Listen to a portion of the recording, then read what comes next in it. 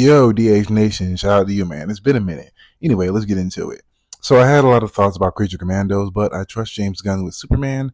He really sounds like he gets the character. I mean, from the trailers, it seems that way, but like I said in my video, only time will tell. Other than that, man, good to hear from you again, and see you in the next video. Peace. And said unto them, it is written, my house shall be called the house of prayer, and ye have made it a den of thieves. Matthew 21:13.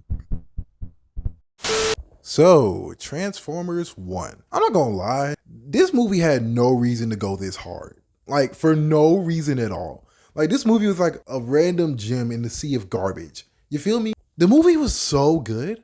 The character writing with Megatron, perfect. I'm not calling him D16 or whatever. The dude is Megatron. Like, we know he's Megatron. I then go on to contradict this very statement by calling Orion Pax, and D16, D16, aka Megatron and Optimus Prime. Let's get on with the video. And people will talk about some, oh, they're one and the same, it's interchangeable. Bro, you're not calling Optimus Prime Orion on the regular. You're not doing that.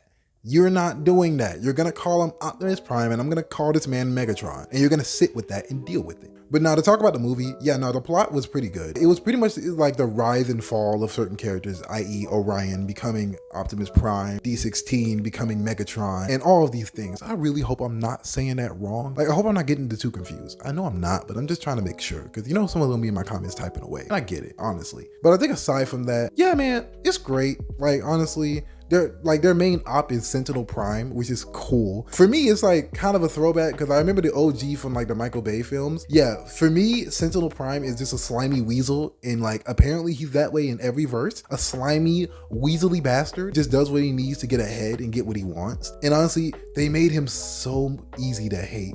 But also at the same time, he's very charismatic. And that's another thing about the voice acting. They did a great job. Like, honestly, I'd be kind of weary when it comes to like actors being voice actors because they didn't train to do this professionally. But dude, Chris Hemsworth did his thing in that. Like, bro, he was cooking. Like, I can't lie. I can't lie to you. Chris Hemsworth, like, I didn't think he could do it as like Optimus. But man, did he sell it. Like, sure, it's never gonna beat the original voice actor for freaking Optimus Prime. Why didn't they use him? I don't know. You would think like once he transformed to his original form, his true form, Optimus Prime, you know, they would switch voice actors, but they didn't. And honestly, I barely even noticed it. It didn't bother me at all. I'm gonna be real with you.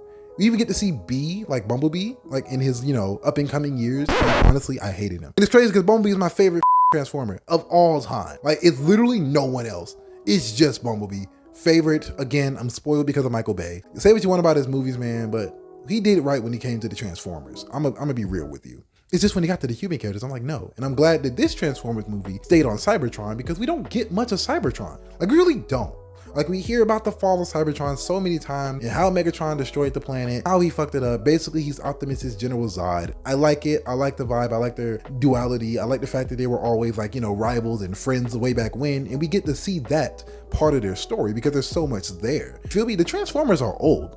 Keep that in mind. They're not young, you know, bots. They have been around for so many years. Hundreds upon hundreds and sometimes thousands of years of history with these characters. So we really have a lot to go on. I really hope that, you know, the rumors about Hasbro aren't true and we could get a sequel to this. Because I want to see the War of Cybertron so bad. Like, you know how much I would love to see that? That will go so hard. It would be a nice like part 2 to this story because we get to see the post-credit scenes of, you know, Megatron forming the Decepticons, and like him building his army, and Optimus, you know, becoming the leader of Cybertron that he was always meant to be. So much was good about this movie aside from Bumblebee.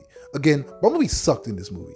Like, bro, he was the most annoying part, and it don't help that he was voiced by one of the most irritating actors, bar none. Like, I get it, haha, he's Mr. Funny Man, you know, Keel or whatever, but it's like, bro, no. Stop. Like, why make B the annoying guy? Because now I just want him to get his voice box up. Toledo! Battle mask! It appeared with this guy tried to... Knife hands? I swear to you, by the hands of Rao, I hate this son of a bitch. I promise you. Now, like, that's crazy. I never wanted to see B get mutilated like this before, but I want to see it now. Because this man is annoying. He was never funny in the movies. He was purely just annoying. Like, dude, there was nothing I liked about his scenes at all. Like, he was like weirdly schizo, weirdly psychotic in a lot of scenes. It was just a no-go for me. Smearing the name of Bumblebee it's gotta be criminal. Like, that shit needs to be studied. It's crazy work. The most loved and beloved member of the Autobots is now the most hated, in my opinion. I hate this bastard. But aside from that, yeah. We get a lot of lore when it comes to like the Transformers and like Cybertron itself. You know, how the Primes fell, Megatronus and all that, and where, you know, Megatron even got his name, Megatron, in the first place. It turns out, yeah, he was named after a Prime. And I kind of like that. I really do kind of like that. I like it a lot, actually, because it does add more to his character on, like, you know, him, you know, being low-key a hypocrite. You know, he hates the Prime so much, but he's using the cog of a Prime. Like, I like that, bro. The writing for these characters were so good. The heart of this whole movie was definitely Megatron, for sure, without question. Bro, he was so good. He was so good in this, and like, I can't ask for anything more than this. Like, his scenes were like the coldest to me. He was the most badass one. Like, he was so casually cool that it was kind of funny. Like, you understood why he fell, but honestly, his ideal started to get very extreme very fast. He was just at a point where he was like, bro, F this, bro. Like, my whole life has been a lie, on top of the fact that everything else that happened in the movie, like, bro, people just kept pushing this man and pushing this man, you know. And there was a point where, like, you can understand a villain, but you don't gotta sympathize with him. I think that's what they did well with this movie. Not every villain needs to be Mr. Sympathetic, because you can understand where they're coming from. People over here making it seem like, oh, Megatron did something right. He was in the wrong in this movie,